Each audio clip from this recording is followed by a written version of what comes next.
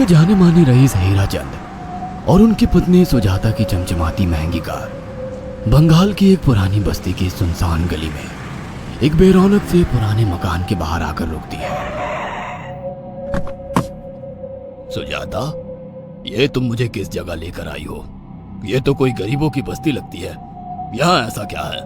हीराचंद के कुछ भी समझ में नहीं आ रहा था कि सुजाता उसे ऐसी अजीब सी जगह क्यों लाई है, जिस मकान में दिन में भी अंधेरा दिख रहा था और धुआं उठ रहा था। आप मेरे साथ अंदर चलिए, सब समझ जाएंगे। यहाँ हमारी हर समस्या का समाधान मिलेगा। सुजाता और हीराचंद आशंकित कदमों से उस मकान में दाखिल होते हैं। तभी उन्हें किसी महिला की बाहरी आवाज सुनाई पड़ती है। चले आओ, चले आओ। हीराचंद ने देखा कि उस मकान के अंदर अंधेरा था। अचानक हीराचंद की निगाह एक कमरे की ओर पड़ी, जिसके अंदर हल्की हल्की सी रोशनी आ रही थी और उस कमरे के अंदर से धुआं उठ रहा था। शायद उस कमरे के अंदर आग जल रही थी। है? ये किसकी आवाज है? यहाँ इतना अंधेरा क्यों है और ये धुआं कैसे उठ रहा है? मेरा तो यहाँ दम घुट रहा है। सुजाता और हीराचंद धीरे धीरे कदमों से उस कमरे के अंदर चले गए। अंदर वाले कमरे में बिखरे बाल वाली एक खूबसूरत सी बूढ़ी औरत सामने जल रही आग में एक मुर्गी की गर्दन काटकर उसका खून गिरा रही थी और मुर्गी का शरीर छटपटा रहा था। ये देखकर सुजाता को उबकाई आने लगी। हीराचंद ने सुजाता की ओर देखकर कहा, तुम ही मुझे यहाँ लेकर आई हो और खुद ही घबरा रही हो। कौन है ये भयानक सी शक्ल वाली औरत और हम यहाँ क्यों आए हैं?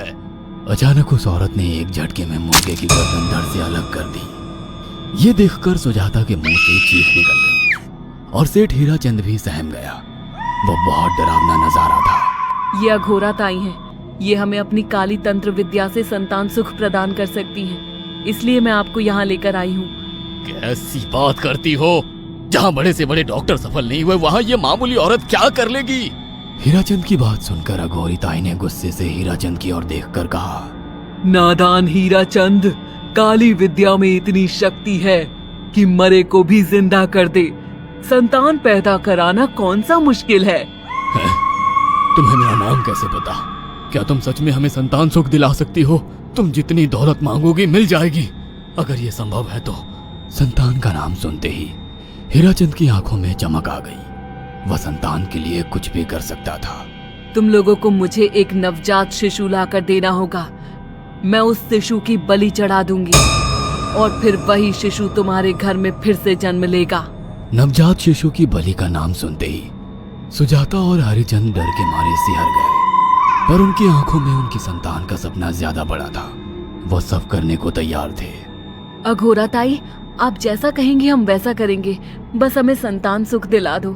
बिना वारिस के हमारी दौलत किस काम की?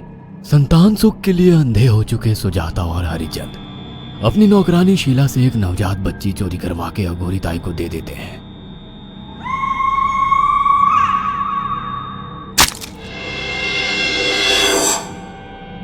उस शिशु की बलि से सुजाता गर्भवती हो जाती है। देखा आपने अघोरा की तंत्र शक्ति? मुझे उस पर पूरा भरोसा था। चलो चलकर उन्हें धन्यवाद कहते हैं। हीराचंद और सुजाता अघोरा ताई के पास पहुंचते हैं। वो दोनों बहुत खुश थे और अघोरा पर उन्हें अंधविश्वास हो गया था। अघोरा ताई, आप महान तंत्रिका है। आपने वो चमत्कार कर दिखाया जो बड़े बड़े डॉक्टर नहीं कर सके। ये काली विद्या है बेटा। अगर तुम दोनों चाहो तो मैं इस विद्या से तुम दोनों को हमेशा के लिए जवान बना सकती हूँ। क्या सच में ऐसा संभव है? हाँ बिल्कुल, पर इसके लिए तुम्हें जवान लड़के और लड़कियों की बलि चढ़ानी होगी। तुम उन्हें यहाँ तक लाओ, बाकी मैं देख लूंगी। जवान रहने की लालच में अंधे सुजाता और हरिचंद एक अनाथ आश्रमों से हर रोज एक लड़की या लड़के को गोद लेने के बहाने अघोरी के पास बलि चढ़ाने ले जाने लगे। और एक दिन अघोरी ताई ने हीराचंद और सुजाता से इंसानी मांस खाने को कहा।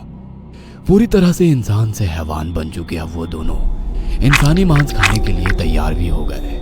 ये गर्म खून और मांस खाकर तुम लोगों की उम्र भी बढ़ जाएगी। खाओ इसे। हाँ, सच में ये इंसानी मांस बड़ा स्वादिष्ट है। अघोरा ने अपनी बातों में फंसाकर सुजाता और हरिचंद को नरभक्षी बना दिया था। वो तीनों हर दिन बलि चढ़ाकर खून पीकर मांस खाने लगे। नौकरानी शीला भी नए शिकार लाने में उनकी मदद करती थी, मगर एक दिन शीला को शिकार नहीं मिला। मेम साहब, आज एक भी शिकार हाथ नहीं लगा और मैं बहुत थक गई हूँ और घर जाकर थोड़ा आराम करना चाहती हूँ। कोई बात नहीं शीला, एक छोटा सा काम है, तुम हमारे साथ चलो, लौटते में हम तुम्हें घर छोड़ देंगे। जी मेम साहब। शीला नहीं जानती थी कि शिकार नहीं मिलने से सुजाता और हरिचंद अंदर से बौखला गए थे और उनके दिमाग में एक शैतानी चाल चल रही थी। सुजाता, ये बेहोशी की दवा है। शीला के कार में बैठते ही तुम उसे सुंघा देना। आज हमें इसी की बलि देनी होगी। इसने हमारे यहाँ का बहुत खाना खाया, अब हम लोग इसे खाएंगे। वैसे भी ये आगे चल के हमारे लिए खतरा बन सकती थी। कार में बैठते ही सुजाता शीला को बेहोश कर देती है और वो लोग सीधे अघोरी ताई के यहाँ पहुंच जाते हैं, जहाँ अघोरी ताई शीला की बलि चढ़ा देती है और तीनों मिलकर उसे नोच कर खाते हैं। अघोरी ताई, हमको बलि चढ़ाते हुए पूरा 1 साल हो गया है। हमारा बेटा भी साल भर का हो चुका है। अब और कितनी बलि देनी होगी? बस एक आखिरी क्रिया और बची है, उसके बाद तुम दोनों हमेशा के लिए जवान हो जाओगे। कैसी क्रिया अघोरा ताई? 3 दिन बाद सूर्य ग्रहण है। हमें पास के घने जंगल में एक विशेष क्रिया करनी होगी। उसके बाद तुम लोग कभी बूढ़े नहीं होगे। कितना अच्छा होगा, हम हमेशा जवान रहेंगे और सालों साल तक अपनी दौलत से ऐश करेंगे। हाँ, सच कहा। अघोरा ताई ने हमारे हर सपने पूरे कर दिए। 3 दिन बाद बंगाल के बियाबान जंगल में कोहरे और ओस से भीगे पेड़ों के बीच एक घने बरगद की बेलों पर कटे इंसानी सिर लटक रहे थे, जिसमें से खून टपक रहा था। काले जादू का सामान भी रखा था।